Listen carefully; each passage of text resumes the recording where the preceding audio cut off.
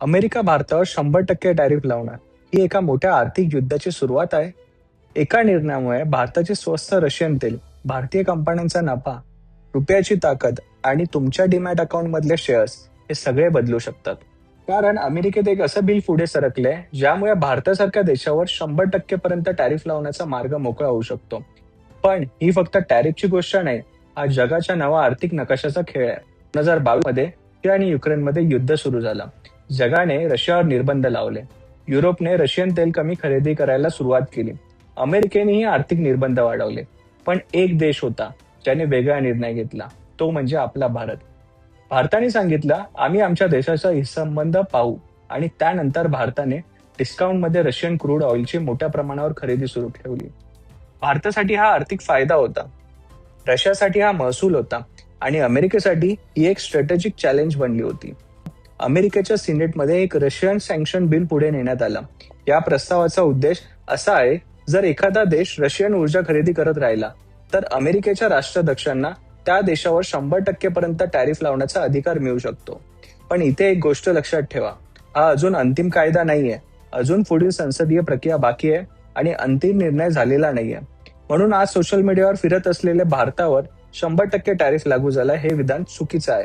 योग्य वाक्य असं असेल, 100% पर्यंत टॅरिफ लावण्याची शक्यता असलेला प्रस्ताव पुढे सरकलेला आहे. भारतच का, हा प्रश्न प्रत्येक भारतीयाच्या मनात आहे. याचं उत्तर ऑइल आहे. कारण भारत आज जगातील सर्वात मोठ्या क्रूड ऑइल इम्पोर्टर्स पैकी एक आहे आणि गेल्या काही वर्षात भारताने रशियाकडून मोठ्या प्रमाणावर सवलतीच्या दरात तेल घेतलंय.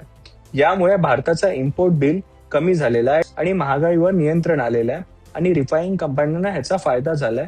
ओव्हरऑल आपली अर्थव्यवस्था जरा भक्कम झालेली आहे. जर 100% टॅरिफ खरंच लागू झालं तर भावनांपेक्षा आपण आकडे बघूया. सर्वात आधी दबाव कुठे येऊ शकतो? अमेरिकेला निर्यात करणाऱ्या उद्योगधंद्यावर.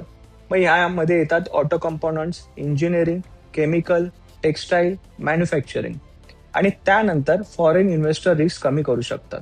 त्याचा परिणाम रुपयावर येईल, मार्केट सेंटिमेंटवर येऊ शकतो आणि निफ्टीमध्ये व्हॉलिटिलिटी वाढू शकते.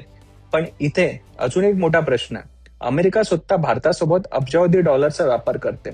आपण डिफेन्स पार्टनरशिपमध्ये आहे, टेक्नॉलॉजी पार्टनरशिपमध्ये आहे. चायना विरुद्ध इंडो पॅसिफिक स्ट्रॅटेजीमध्ये भारत महत्वाचा आहे. मग अमेरिका खरंच एवढा मोठा धोका पत्करेल का? हा सध्या जगभरातील तज्ज्ञांचा प्रश्न आहे. मार्केटला अनसर्टेनिटीची भीती आहे. जर नियम स्पष्ट नसतील तर मोठे फंड्स मॅनेजर सावध होतात, व्हॉलिटिलिटी वाढते आणि मग रिटेल इन्व्हेस्टर घाबरतो. पण इतिहास सांगतो, अनेक वेळा ज्या बातम्या सर्वात मोठ्या वाटतात त्याचा अंतिम परिणाम तितका मोठा होत नाही. आजची बातमी फक्त 100% टॅरिफची नाही, ही दोन विचारसरणीच्या लढाईमधली आहे. ही दोन देशांमधली आहे. पुढच्या काही आठवड्यामध्ये वॉशिंग्टनमध्ये जे काही ठरेल त्याचे पडसाद दलाल स्ट्रीटवर उमटू शकतात. म्हणून हेडलाईन पाहून घाबरू नका, फॅक्ट समजून घ्या. कारण शेअर मार्केटमध्ये सर्वात महाग चूक म्हणजे काय? अपूर्ण माहितीवर घेतलेला निर्णय. मी आहे गणेश जाधव. आपल्या ट्रेडर मराठीमध्ये पुन्हा भेटू, जिथे आपण आवाजापेक्षा डेटावर विश्वास ठेवतो.